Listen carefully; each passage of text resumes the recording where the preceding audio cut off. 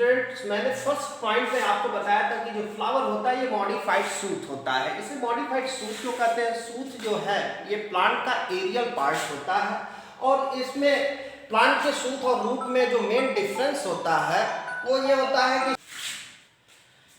जो सूट का पार्ट होता है उसमें नोड्स प्रेजेंट होते हैं और नोड की पहचान ये होती है कि नोड से ही हमारी ब्रांचेस और लीफ जो है वह प्लांट्स में एराइज होती है। हम अगर बात करें तो हमने एक सूट का ये अपर पार्ट लिया और हमने इसमें नोड को दिखाया है और हमने ये आपसे कहा कि जो फ्लावर की ये 4 एसेंशियल रिंग हम देख रहे हैं उसमें ये चारों रिंग्स जो होती हैं वो अपर इसके प्रत्येक नोड से निकलती हैं। ये नोड्स जो हैं ये अभी अपेक्षाकृत दूर दूर दिखाई दे रहे हैं। ये नोड जब आप सूट का पार्ट कंप्रेस्ड होता है, अगर इसको दबाया जाए तो ये वर्ल एक दूसरे के बहुत पास पास आ जाती है और फ्लावर का फॉर्मेशन कर देती है। इस प्रकार से फ्लावर जो होता है इसलिए इसको हम मॉडिफाइड सूट कहते हैं। इसी प्रकार से हम बात करें सेकेंड स्टेमन के विषय में, तो स्टेमन के अगर हम पार्ट की बात कर रहे थे तो हमने आपको मेन बताया था कि एंथर और फिलामेंट से मिल करके स्टेमन बना होता है। इस स्टेमन का अगर हम डायग्राम देखें तो इसमें हम ये देख रहे हैं कि ये चारों बॉल जो होती है फ्लावर के जिस हिस्से पर लगी होती हैं ये पार्ट सॉल्युबल पार्ट को हम थैलामस या रिसेप्टिकल कहते हैं। इसी से ये चारों वॉल्स जो होती हैं ये आपस में अटैच होती हैं थ्रू थैलामस। थैलामस पर फिलामेंट का जो पार्ट थैलामस के पास में होता है उसको प्रॉक्सिमल एंड कहते हैं, जबकि जो पार्ट एंथर के पास होता है उसे हम डिस्टल एंड कहते हैं। डिस्टल एंड जो होता है ये कनेक्टिव के थ्रू एंथर से जुड़ा होता है। इस एंथर्स में ही पॉलन ग्रेन्स पाए जाते हैं और जो मैच्योर स्टेमन होता है आफ्टर द डेहेसेंस इसमें से पॉलन ग्रेन्स निकलते हैं और ये पॉलन ग्रेन्स जो होते हैं फ्लावर के फीमेल रिप्रोडक्टिव पार्ट स्टिग्मा पर पहुंच जाते हैं, यहाँ पर पहुंचते हैं और इस प्रोसेस को हम transfer of pollen from the anther of the stamen to the stigma of female part is known as pollination. इसे हम पॉलिनेशन कहेंगे। अब बच्चों ये हमने बेसिक तौर पर फ्लावर का जो फ्लावर के विषय में अभी हमने बेसिक जाना, चूंकि अभी हम इसमें सेक्सुअल रिप्रोडक्शन पढ़ रहे हैं तो इसमें अब हम इसके विषय में डिटेल से जानेंगे कि ये बल्ब्स जो हैं जिनके विषय में आपने पढ़ा है ये बल्ब्स किस प्रकार से सेक्सुअल रिप्रोडक्शन में पार्टिसिपेट करते हैं। यहाँ पर मुख्य रूप से आप यह जान लीजिए जो एंड्रोसियम होता है ये मेल गैमेट्स को कैरी करता है और मेल गैमेट्स जो होते हैं ये पॉलन ग्रेन्स में पाए जाते हैं। इसलिए अगर हम मेल रिप्रोडक्टिव पार्ट की बात करें कि मेल गैमेटोफाइटिक स्ट्रक्चर प्लांट में कौन सा होता है तो उसे हम कहेंगे कि मेल गैमेटोफाइटिक स्ट्रक्चर प्लांट में पॉलन ग्रेन्स होते हैं, जबकि फीमेल्स में एम्ब्रियो सैक बनता है। उस एम्ब्रियो सैक्स में ओव्यूल पाए जाते हैं, उसे हम फ्लावर का फीमेल गैमेटोफाइटिक स्ट्रक्चर कहते हैं। इस प्रकार से आपने देखा कि pollen grains male gametophytic structure है, जबकि एम्ब्रियो सैक जो है ये फीमेल गैमेटोफाइटिक स्ट्रक्चर कहलाता है।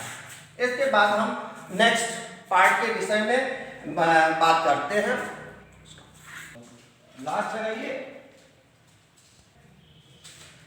बच्चों, अगर हम एक स्टेमन के अपर पार्ट यानी कि एंथर का ट्रांसफर सेक्शन कट करें तो ट्रांसफर सेक्शन को कट करने पर इसके अंदर हमें 4 चैम्बर दिखाई देते हैं। इससे पहले आपको मैं ये बता दूं कि एंथर का जो मेन बीच वाला पोर्शन होता है उसे हम कनेक्टिव पार्ट कहते हैं, जो कि स्ट्राइल होता है, जो कि सेक्सुअल रिप्रोडक्शन में पार्टिसिपेट नहीं करता। एंथर से जो फिलामेंट होता है वो कई प्रकार से जुड़ सकता है, जिसके आधार पर डिफरेंट टाइप्स के स्टेमन्स पाए जाते हैं। इनमें सबसे पहला अगर हम स्टेमन की बात करें तो इसमें एक बेसिक फिक्स्ड स्टेमन इसे कहेंगे हम। बेसिक फिक्स्ड स्टेमन का मतलब होता है कि जब फिलामेंट एंथर के बेस पर अटैच होगा तो इसे हम बेसिक फिक्स्ड एंथर कहेंगे। सेकंड पर यदि एंथर के फिलामेंट डॉर्सल हिस्से पर बीच में अगर अटैच होता है तो उसे हम डॉर्सी फिक्स्ड एंथर कहते हैं। जबकि थर्ड टाइप का जो एंथर होता है है उसमें जो फिलामेंट होता है एंथर के होल कनेक्टिव से अटैच होता है और पूरा मिडिल से होते हुए सीधा निकलता है। तो सच टाइप के स्टेमन्स को हम एडनेट टाइप का स्टेमन कहेंगे। फोर्थ टाइप का जो स्टेमन होता है उसमें जो एंथर होता है वो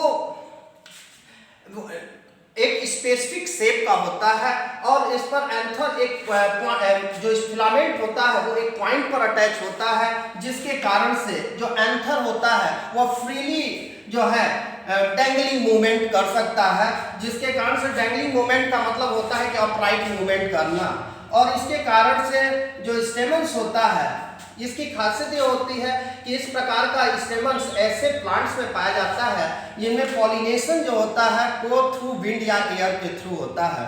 इस प्रकार के पॉलिनेशन को हम एनिमोफिली टाइप का पॉलिनेशन कहते हैं और ऐसे फ्लावर को एनिमोफिलस फ्लावर कहेंगे हम। अब यदि हम किसी एंथर के ट्रांसफर सेक्शन को कट करें तो ट्रांसफर सेक्शंस को कट करने पर हमें कुछ इस प्रकार का स्ट्रक्चर दिखाई देता है। यह स्ट्रक्चर जो है इसमें 4 एंगल्ड स्ट्रक्चर है। इसमें इसके भीतर में हमें 4 चैम्बर्स दिखाई देते हैं और इस चैम्बर्स के बीच में ये कनेक्टिव्स होता है। और कनेक्टिव्स मैंने आपको बताया कि कनेक्टिव फ्लावर में स्ट्राइक पार्ट होता है क्योंकि ये डायरेक्ट सेक्सुअल रिप्रोडक्शन में पार्टिसिपेट नहीं करता है। इसके बाद इसमें हमने एंथर को जब कट किया तो इसमें हमें 4 चैम्बर दिखाई देते हैं और इन चैम्बर्स को हम माइक्रोस्पोरेंजिया कहते हैं। माइक्रोस्पोरेंजिया इसलिए कहते हैं बेटा क्योंकि यह जो चैम्बर्स होता है इसके अंदर माइक्रोस्पोर्स पाए जाते हैं और माइक्रोस्पोर्स जो होते हैं ये पॉलन ग्रेन्स की प्राइमरी स्टेज होती है।